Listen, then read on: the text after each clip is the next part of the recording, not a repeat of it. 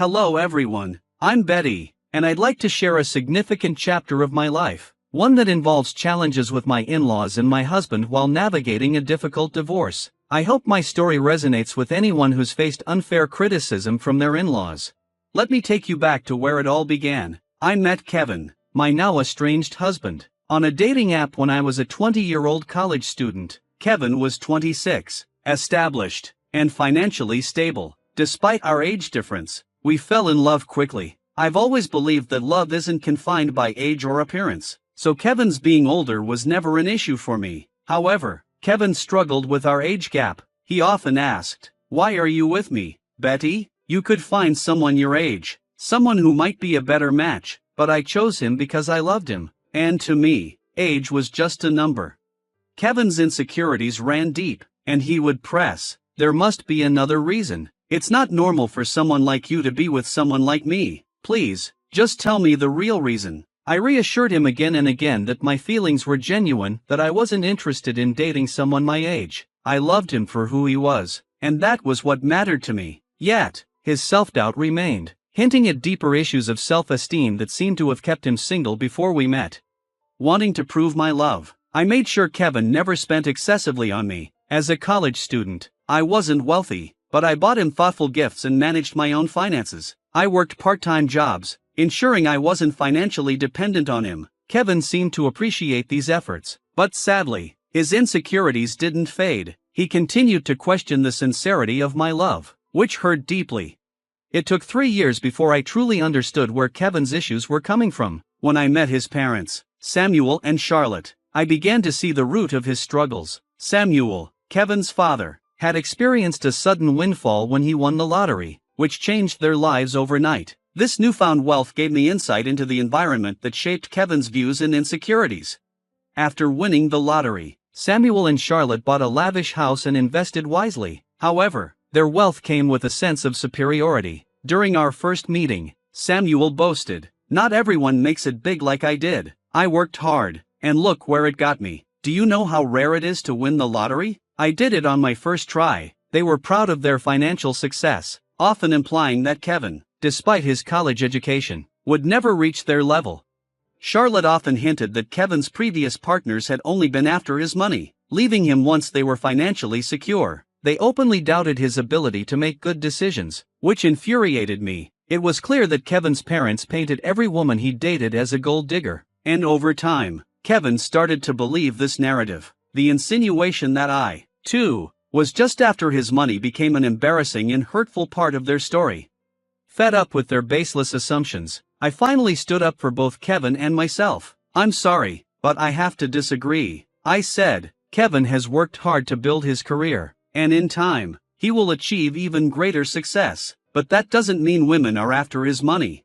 Samuel retorted, "That doesn't change the fact that women only want him for money. We worked hard for what we have, but Kevin does co-own the house. Eventually, it will be his. Every time these girls see our $350,000 house, I swear, they just see dollar signs."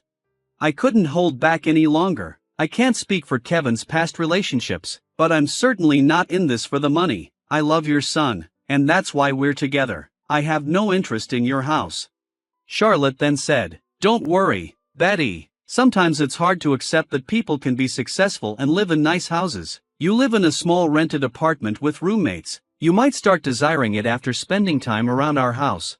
Their comments pushed me to my limits. I was on the verge of losing my temper, but Kevin, who had been listening, said nothing. He didn't defend me or himself. Instead, he changed the subject.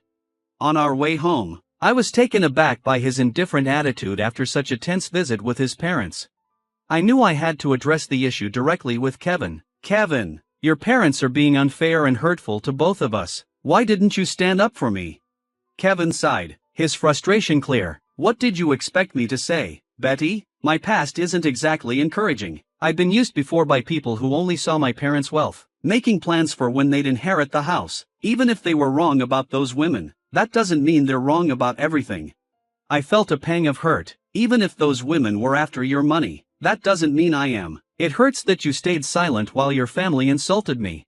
Kevin looked conflicted. "You know my family's wealthy now, and maybe they have a point. I'm not accusing you of having bad intentions, but I can see why it might look questionable to others. You don't have parents, and because of that, you might seem more reliant on my inheritance." His words were almost too much to bear. "What you're suggesting is absurd, Kevin. I've never pressured you to spend on me. Not having an inheritance doesn't make me a gold digger."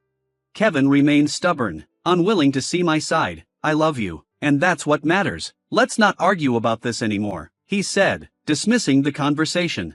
While some might have found comfort in his declaration of love, I couldn't shake the feeling that he still doubted my intentions. I tried to discuss it again, even suggesting therapy to help him see things more clearly, but he refused, insisting there was nothing wrong.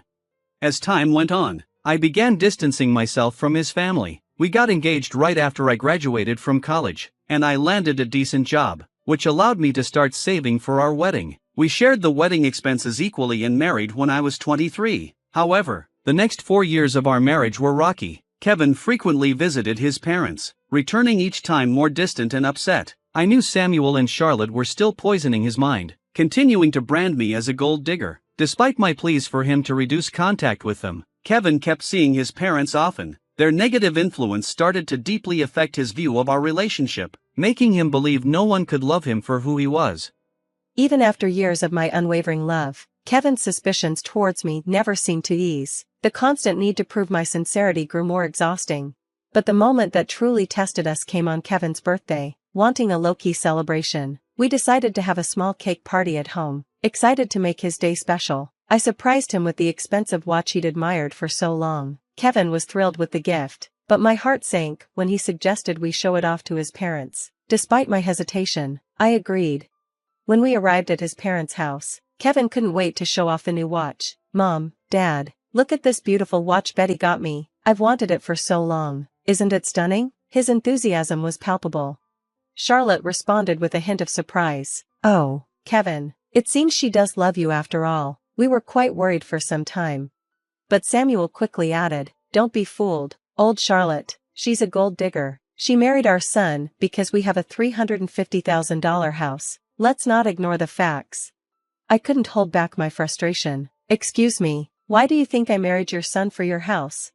I had been working and living in an apartment for years. Besides, if age was really a concern, why would I marry someone older unless I truly loved him?" I said, trying to hold my ground. "I assure you, I didn't marry Kevin for his money or for your house. I married him because I love him. Surely Kevin can confirm that, right?" To my shock, Kevin remained silent. His unwillingness to defend me in front of his accusing parents was unsettling, and I felt my heart sink. I looked at him, hoping for some reassurance, but he avoided my gaze. The silence between us grew heavy, his lack of response amplifying the harsh assumptions of his family. The more they criticized me, the more isolated I felt. Pushed to my limit, I finally confronted him. "Kevin, why aren't you saying anything? Your parents have always labeled me a gold digger. How will they ever see the real me if you don't speak up? Why are you so quiet? Tell them they're wrong." Kevin hesitated, his discomfort clear. He muttered, I don't know what you want me to say, Betty. Maybe my parents aren't completely wrong. There might be a possibility." His words trailed off, but the implication was unmistakable. The doubt in his voice, the hesitation to stand by me, was more than just a misunderstanding. It was a crack in the foundation of our relationship, a crack that threatened to cast a shadow over everything. My love for him, my place in his life, suddenly felt uncertain. The atmosphere at Kevin's birthday celebration, which had been intended to be special, quickly turned sour. I couldn't believe the accusations that were flying my way. "Are you serious right now, Kevin? You believe I married you for your assets?" His parents chimed in, their suspicion thick in the air. "Oddly, you've never talked about buying a house, have you? For someone renting, owning a home should be a priority. Our place is out of your price range. You could never afford something like this on your own. So marrying Kevin and settling here seems more logical." Kevin looked at me, his face a mixture of doubt and confusion. "Yeah, Betty, why would you marry me? You might have feelings for me, but I think there's more to it than just love." I was left speechless by their words. All the love and affection I had once felt for Kevin seemed to vanish in an instant. It wasn't just his parents' skepticism that hurt, it was Kevin's agreement with them that cut the deepest. In that moment, I knew I had to end our marriage, but I didn't reveal my decision right away. Instead, I waited for the right moment. Once Kevin and I were back home, I contacted a lawyer and began the divorce process. The lawyer reassured me that everything would be finalized within the week. In the meantime, I moved into a separate room to give myself some space. Kevin thought I was just cooling off. He had no idea what my intentions really were. When the divorce papers were ready, I packed my things and left. Kevin, clearly distressed, called me in a panic. I told him to meet me at a specific address and to bring his parents. He was confused, but he agreed. When they arrived, I was standing on the porch of a stunning house. Their expressions shifted as they took in the luxurious surroundings. "You must be wondering why I brought you here," I said, gesturing to the grand estate. "It's a beautiful house, isn't it? No one can compare their home to this one. It's worth around $3 million in today's market, quite expensive, right?" The dramatic setting was my way of showing them that their accusations were unfounded. I wasn't the person they thought I was, and I needed to make that clear, loudly and undeniably. "But it's worth every penny," I added, pointing to the lavish interior. "The furniture alone was worth millions." "What is this place, Betty?" Kevin asked, his confusion evident. "I don't understand why you have access to such a house." "Why don't you all come inside so we can talk properly?" I suggested, brushing off their astonishment. "I can't explain everything standing here on the porch." They followed me inside, their eyes widening at the opulent decor that greeted us. The owners had spared no expense in furnishing their home. As we settled into plush sofas, I took a deep breath, ready to address the elephant in the room. "I've made a decision," I said, my voice steady despite the storm of emotions inside me. "That's why we're here. I filed for divorce." I handed Kevin the papers. "We can proceed with an uncontested divorce if you agree." Kevin looked at me, his voice filled with confusion and concern. "What? I don't understand. Why are you filing for divorce?" "It's simple," I replied, my tone firm. "You and your parents think I'm a gold digger. You believe I married you for your house and your money. Despite everything I've said, you've refused to listen, so it's better for everyone if I leave, sparing you from what you deem my gold-digging tendencies." Kevin's disbelief was palpable. "You're considering divorce just because my parents spoke what they believed to be the truth? That's ridiculous." "I think it's for the best," I said, resolute. Kevin's mother, watching the exchange with an unreadable expression, finally chimed in. "If she's so adamant, you should just sign the papers, Kevin. At least then you can find someone who truly loves you." Kevin turned to me. "Why did you bring us to this house, Betty? Do you expect me to buy this for you as part of our divorce settlement?" I looked at him calmly. "Why would I need you to buy this house, Kevin? This house is already mine." Their jaws dropped in shock. "What? How can you afford a house like this? You're renting, and your job isn't enough to cover something like this. Stop lying to us," Kevin's father demanded, his voice sharp with suspicion. I could see their disbelief, but I was ready to prove something far bigger than my financial independence. This revelation wasn't just about money, it was about declaring my autonomy. I had done it on my own, and I would never allow their doubts to define me again. "This house is mine," I repeated firmly, "and this is how I'm changing everything between us. Our relationship dynamics are forever altered."